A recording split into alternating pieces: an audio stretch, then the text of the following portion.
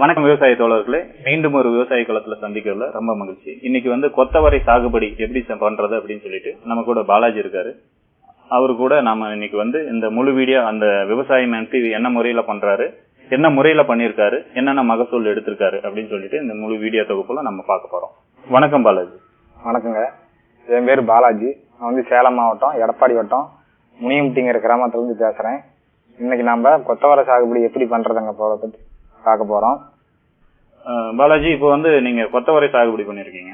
இப்ப கொத்தவரை என்ன ரகம் நட்டுருக்கீங்க? நான் நட்டுருக்கிற ரகம் KSSங்கிற ரகங்க. இது அக்ரி ஆபீஸ்ல இருந்து வாங்கிட்டு வந்தீங்களா? ஆமாங்க, ஆபீஸ்ல இருந்து வாங்கணும். ஆபீஸ்ல இருந்து வாங்குனீங்க. சரிங்க. எத்தனை சென்ட்ல நடவு பண்ணிருக்கீங்க? நாங்க ஒரு 25 சென்ட்ல நடவு பண்ணிருக்கிறோம். கிட்டத்தட்ட 1/4 ஏக்கராவுல. 1/4 ஏக்கரா வரும். சரிங்க. இப்ப நம்ம மண் என்ன மண் வகையை சார்ந்தது பாலாஜி? நம்ம பக்கம் மண்ணெல்லாம் செம்மண் ரகங்க. செம்மண் வகை சார்ந்தது. இது இந்த பயிருக்கு ஏற்றதுங்க. பயிருக்கு ஏற்றதுதான். இந்த மண்ணுல எல்லாமே பண்ணலாம். சரிங்க. இப்ப உழவு முறை எப்படி இருக்கணும் இதுக்கு? உழவு முறை 2 டைம் ஓட்டி போடணும். டிராக்டர்ல ஓட்டி ஒரு வாரம் விட்டுட்டு அப்புறமா ஏர்ல கால் ஓட்டி விதை ஊனணுங்க. ஒரு அடிக்கு ஒண்ணு ஊனணும். சரிங்க. இப்ப 25 சென்ட்டுக்கு எவ்வளவு விதை தேவைப்படும்? விதை அளவு எவ்வளவு? 25 சென்ட் ஒரு 1/4 கிலோ வாங்கினா போதுங்க. 1/4 கிலோ என்ன ரேட் வருதுங்க? 1/4 கிலோ ஒரு கம்மி ரேட்டு தாங்க. ஒரு 100 ரூபா வரும். 100 ரூபாய் வரும். பாலாஜி, இந்த செடிக்கு ஏதாவது கோடை உழவு ஏதாவது எடுத்து வச்சிருக்கீங்களா? இதுக்கு ஏதாவது இயற்கை உரங்கள் ஏதாவது விட்டுருக்கீங்களா? ஆமாங்க, நாம இப்ப கோடை உழவு ஒரு தடவை ஓட்டிட்டு அப்புறமா ஒரு 1/2 டன் 25 சென்ட்டுக்கு ஒரு 1/2 டன் தொழு உரம் போட்டு அப்புறமா இன்னொரு டைம் ஓட்டுனுங்க. ஓட்டி அப்புறமா ஏர் மூலியமா கால் போட்டு கால்ல தாங்க இது ஊனணும். இப்ப நம்ம இது கொத்தவரை என்ன நடவு முறை செய்யலாம், என்ன அளவுல செய்யலாம்? அதாவதுங்க ஏர்ல ஒரு அடிக்கு ஒரு அடி கால் ஓட்டணுங்க. ஒரு அடிக்கு ஒண்ணு ஓட்டணும். விதை ஒரு விதை நட்டா போதும். ஒரு அடிக்கு ஒரு விதை நட்டா போதும். அப்படிங்களா? ரெண்டு விதை தேவையில்லைங்க. அதுல இது எல்லாமே முளைச்சிக்கும், பழுதாகாது. அதாவது பொல போகாதுங்க. எல்லாமே முளைச்சிக்கும். நம்ம அதோட ஊடுபயிர் நடுறதுனால அது சரி கேட்டீங்க. புளிச்சிக்கிறங்கிற ஊடுபயிர் நட்டோம்னா ஊடு பயிரா இதில் நடலாம். அதனால செடிக்கு எந்த பாதிப்பு இல்ல. அந்த பூச்சி கூட வெள்ளை பூச்சின்ட்டா கூட அந்த புளிச்சக்கீரைக்கு போயிடும். இதை தாக்காது. அப்ப நம்ம வயல்ல புளிச்சக்கீரையும் அந்த கீரையும் நட்டுருக்கிறோங்க. ஊடு பயிரா நட்டுருக்கிறோம்.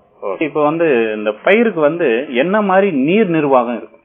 அதாவதுங்க விதை நட்டோம்னா ஒரு தண்ணி கட்டிடணும். அப்புறமா 2 நாள் கழிச்சு ஒரு டைம் தண்ணி கட்டிடணும்.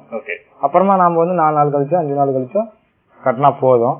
ஒரு மாசத்துக்கு எத்தனை தண்ணி கட்ட வேண்டியது? ஒரு மாசத்துக்கு ஒரு 5 தண்ணி கட்டினா போதுங்க. சரிங்க. இப்போ பூக்கள் வரப்ப என்ன மாதிரி நீர் நிர்வாகம் இருக்கணும்? அதே மாதிரி பிஞ்சாவுக்குள்ள அதே மாதிரி நம்ம அறுவடை ஸ்டேஜ்ல எப்படி இருக்கும்? பூக்கள் இருக்கும்போது கொஞ்சம் சேர்த்து கட்டலாங்க.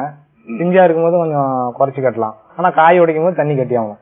அப்பதான் கொஞ்சம் காய் ஈஸியா உடையும். இதெல்லாம் கொஞ்சம் கஷ்டமா இருக்கும். இப்ப நாளைக்கு காய் உடைப்புன்னா இன்னைக்கே தண்ணி கட்டிடுங்க. அப்பதான் காய் ஈஸியா உடைக்க முடியும். சரிங்க. ஓவரால் பாத்தீங்கன்னா இது செடி நட்டதுல இருந்து அறுவடை வரைக்கும் எவ்வளவு தண்ணி கட்டலாம்?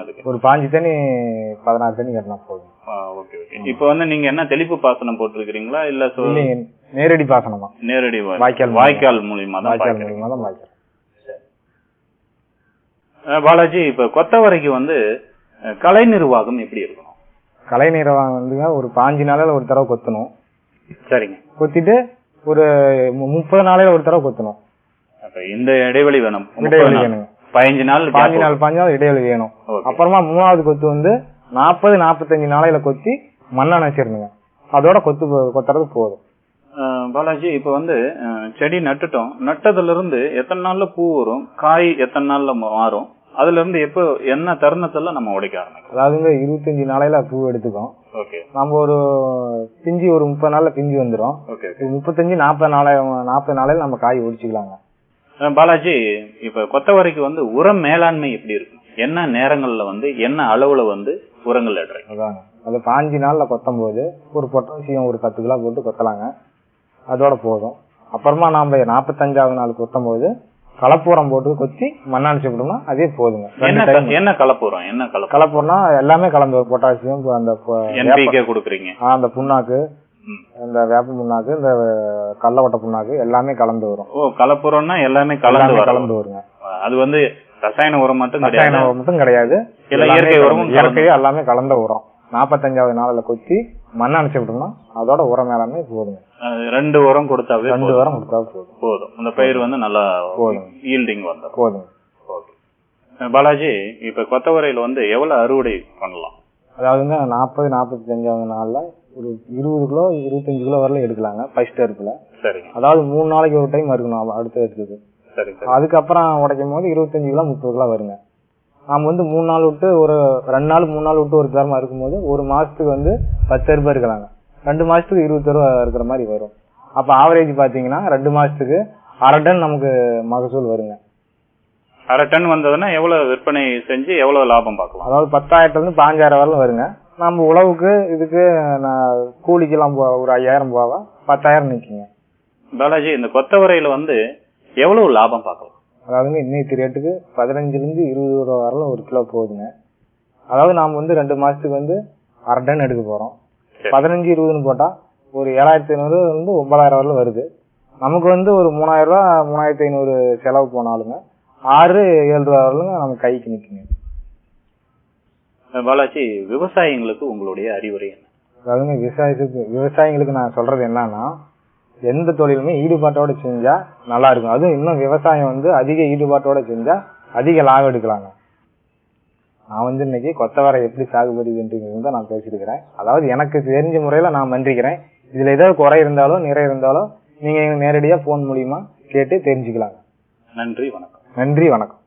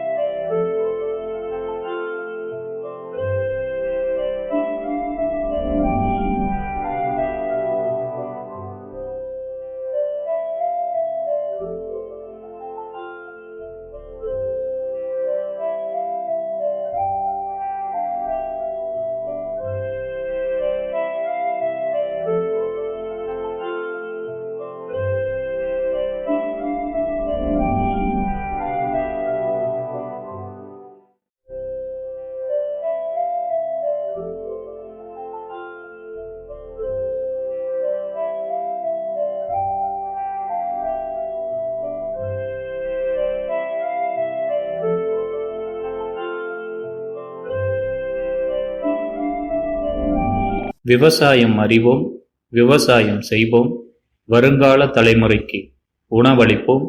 வாழ்க விவசாயி, வளர்க விவசாயம்.